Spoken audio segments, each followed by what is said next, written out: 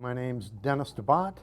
I am an author, now retired licensed investigative agency owner with 37 years experience in Detroit, Michigan, and in South Florida. I've also written extensively about the interactions between people with autism and law enforcement professionals, and began that research in 1991. And my first report, which was turned into a booklet, appeared in 1993. So since that time, I've written a full-length book, over 40 reports, book chapters, produced video on this subject matter for law enforcement professionals, criminal and juvenile justice professionals, fire rescue, and emergency medical agencies, the emergency room professionals. And so it's reached, this information is, and research is from people with autism who advise, people that work in those professions, some who are family members, parents, brothers, sisters of people who have autism, and a lot of other people over the years who have taken an interest in this topic. That back in the early 1990s, this notion of interactions between people with autism and policing, it just didn't exist. I see. Okay, so you're currently an autism training consultant, and you started the Autism Risk and Safety Management because you recognized the need to train first responders. How did that come about? Well, essentially, forget about all the titles here. Yeah, author, law enforcement trainer, subject matter expert. I'm the father of Brad Debbaudt, who's 33 years old, and that's how it all came about. When Brad was just a little boy, we had contacts that I couldn't have predicted at the time with law enforcement that were full of anxiety. I felt angry at the end of it. I felt that it could have been handled in a better way. And I quickly learned that I didn't handle it very well either. So it caused me in the late 1980s, as not only an investigator, but by that time in my career, I had written for the Detroit News, produced research for Monthly Detroit Magazine, for other publications on subjects as varied as Nazi war criminals in America, Lebanese assassins of Armenian diplomats,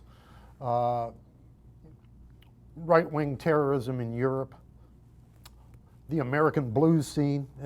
None of this is related, but it gave me that experience of researching a subject and then reporting on it if there was enough to report.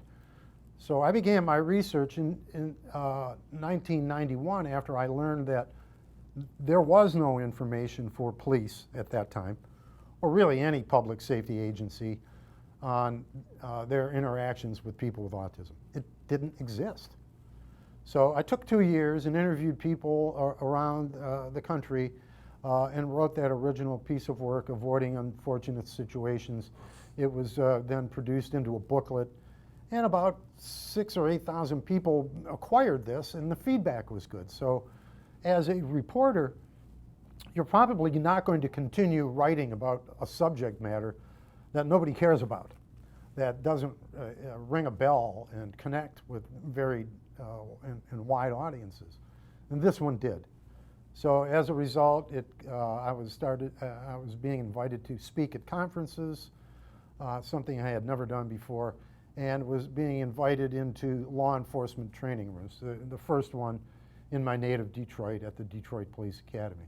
So I did that project for the Detroit Police Department from 1995 through 2001, and then we moved to Florida. And I continue to provide that training where I live in St. Lucie County, Florida.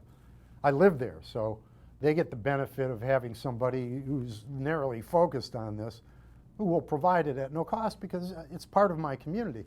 Yes, this information is not unique to America at all.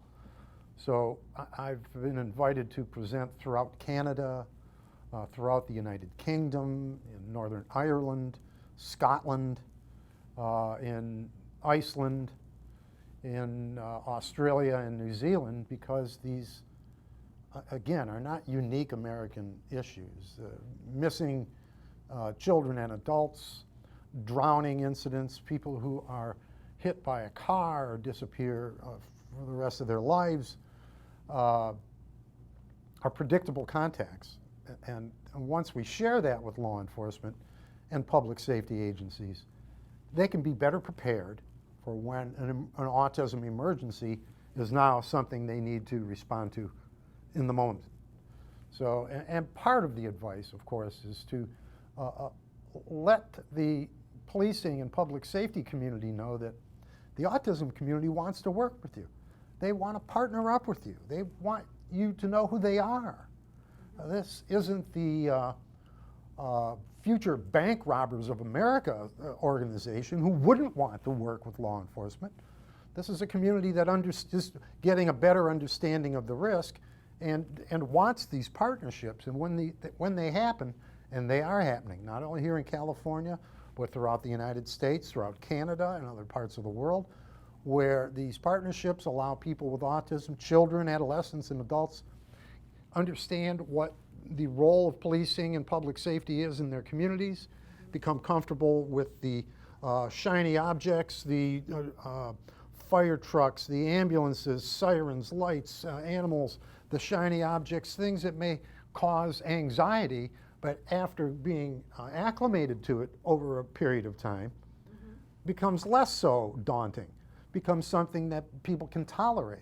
So these programs are now starting to sprout up, once conceptual in nature, not only this training, but these partnerships that result in a better mutual understanding.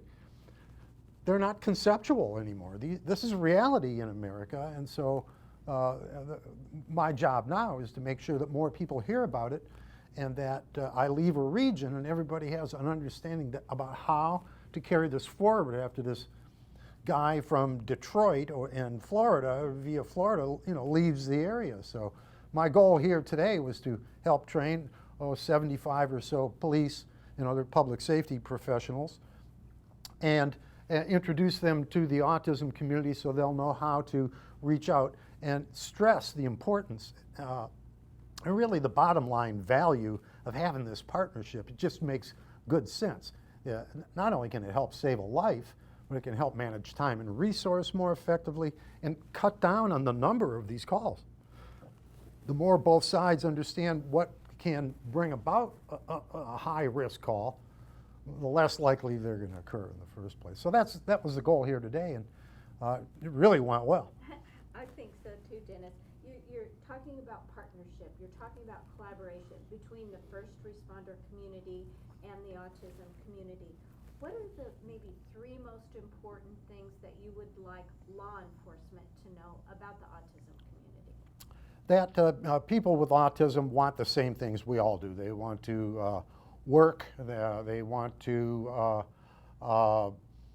have fun, they want to make friends. It may be difficult for them, certainly statistically, all of those 3 things are true, but primarily we're all part of the human condition, whether we have autism or not. So I would want the police, and by extension all these other safety organizations, that people with autism, they are your neighbors and friends, they are good people to know, they may have dilemmas that you can address, you can become comfortable, and among your units, your brothers and sisters that you work with are parents, grandparents, brothers, sisters, cousins, uncles, and aunts of people with autism, the people you work with. So they'll want you to know these folks too. At the rate autism is occurring in America now, 1 in 68 people, it's very likely that everybody that's hearing this knows somebody or is connected to somebody, if they don't know it, who has autism. So that's one thing. 2 is that given time and space and keeping communication simple and clear, avoiding colloquialisms, figures of speech, slang, jokes, innuendo, sarcasm, words that have more than one meaning, keeping your verbal presentation simple. Not worrying about sentence structure, for example. Speak in verbal bullet points. These are tips, if you just heard that alone, and if it's safe to do so, can enhance your contact with an individual with autism. These calls will take longer. It's okay. That's the best use of your time and resource. And three, and it's not an if, you are working in communities that you chose to work. They depend on your services. Knowing that there's a part of your community that does number 1 in 68 people and their families who are having a higher rate of contact with you, that can be high risk. Statistically and through research, people with autism may have up to 7 times more contact with law enforcement throughout their lifetime than a typical person. So knowing that and having the door open to cooperate with this beautiful community and make some friends, it's just it's a pretty easy decision to make. If I were a decision maker, a manager of time and resources, it would be a community that perhaps 20 years ago we couldn't make that case, that this would be important to have this relationship with this population. But with those numbers that have grown dramatically, when my son, who's 33, was diagnosed in 1987, those numbers were 2 to 5 out of 10,000 people, or 1 out of 2,000 to 1 out of 5,000 people who were diagnosed with autism in America. That was just a generation ago. Now it's 1 in 68. I'm not a mathematician, but that, them's big numbers, and anybody out here listening, 1 in 68 is far different than 1 in 5,000. So it makes sense for all of us to get together and get to know each other and lower these risks and have a little bit of fun, make some new friends in the process. That sounds great. Yeah. Those are wonderful 3 things. Now let's talk about the reverse. And you talked about in your training about wandering and drownings and things like that. What would you like families to know in regards to public safety, like the top 3 things? Not only public safety, but how to interact with first responders. Yeah, as a parent, as a dad, autism dad, I cannot stress enough, or highly enough, or strongly enough, the value of disclosure. Okay. It's not fair or reasonable to expect the police to be trained enough, no matter what kind of training we might provide, or in depth, or even hundreds of hours. We would never be able to put them in a position where they could discover or know or diagnose autism within a minute or 2 of meeting somebody. They could never do that. The best autism professionals in the world can't do that. Why would we expect the police to do that? But what they can do, what we can train them to respond well to, is this discovery that somebody does have autism. So through disclosure, through creative ways, for example, using icons on your vehicle, a t-shirt that says, "I love someone with autism," a wristband that has the word autism.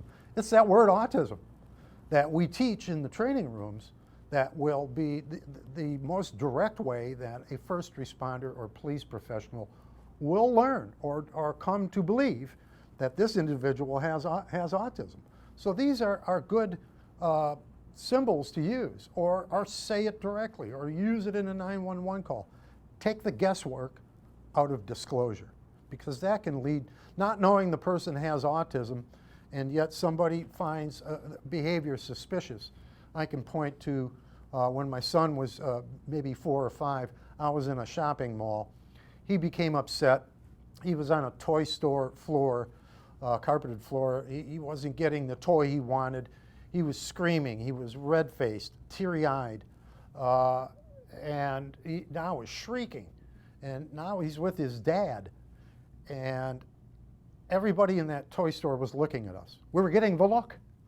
The look was disbelief. What's wrong with that kid? Do something about it. So I knew that my son needed to get out of that environment. It was too noisy. It was too shiny. He was upset. So I had to pick him up and put him over my shoulder and carry him out. And in so doing, he was trying to scratch, and he was kicking, he was flailing, he was not happy. So I got him over my shoulder, and he was small enough I could carry him, and I carried him out of that toy store in the mall and to our car and was putting him away in his car seat, when now we were surrounded by mall police and Harper Woods, Michigan police cars. There were about 4 of them. Oh. And we couldn't leave. And the first police on scene got in between me and my son and started asking my son, "Who is that?" He would point at me and say, "Who is that?" And finally, I showed, I told the cop, I said, that's my son. Here's my driver's license, here's my detective agency owner's license. So the guy looked at that and I said, "My son has autism." And that had no impression on in 1987. Zero impression.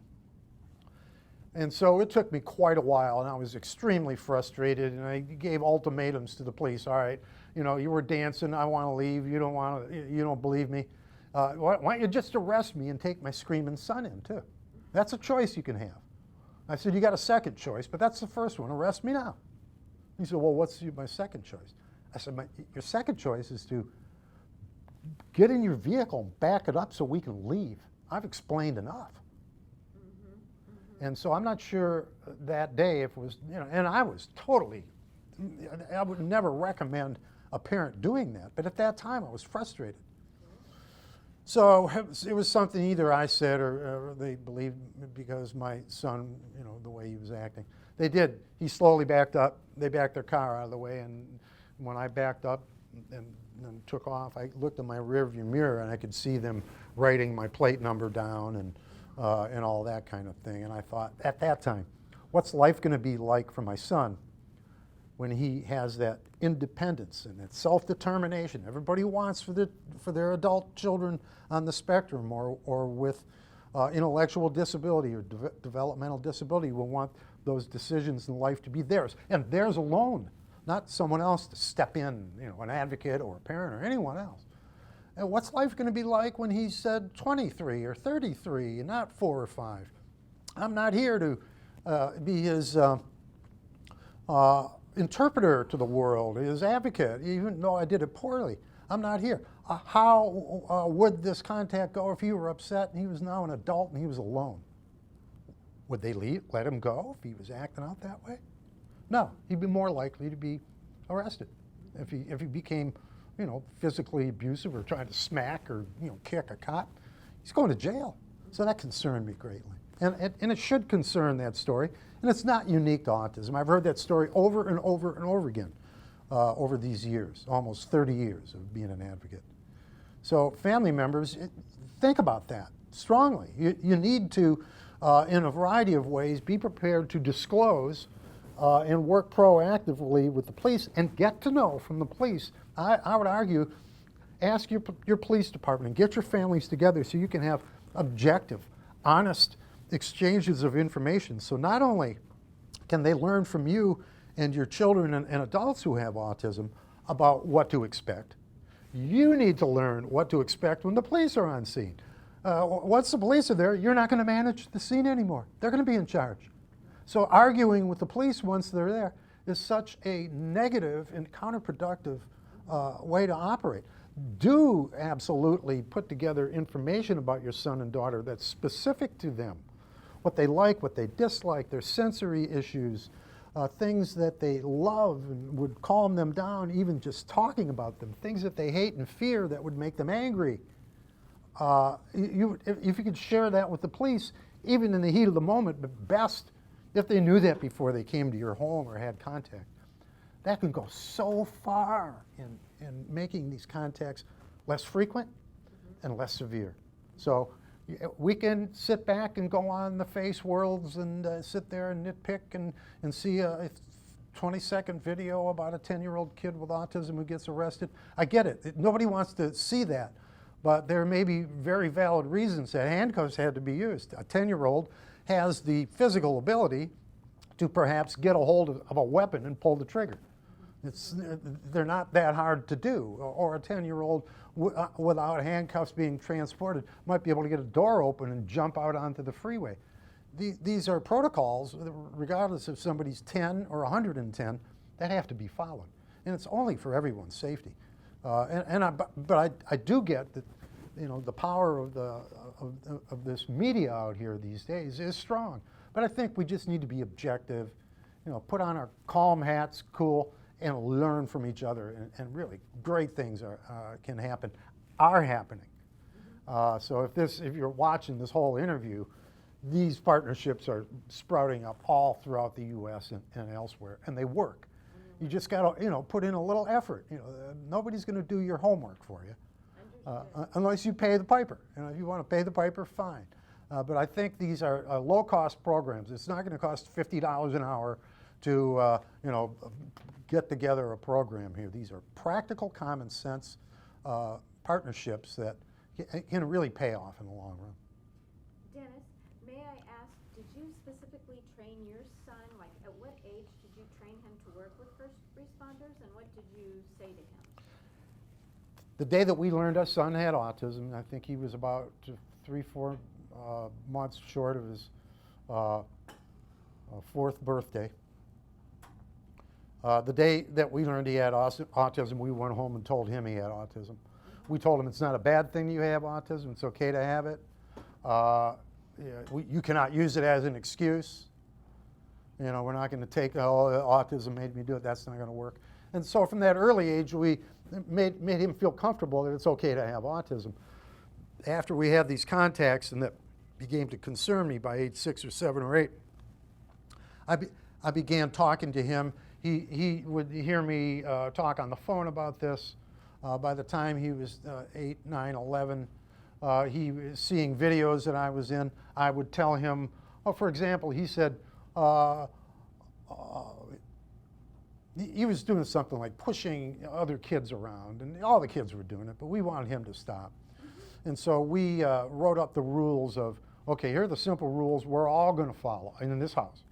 And that is, we will not push or hit or say we're going to hit anyone else, child or an adult. We are not going to take someone else's toys or property, or even our own toys or property, and destroy them, or say that we're going to do that.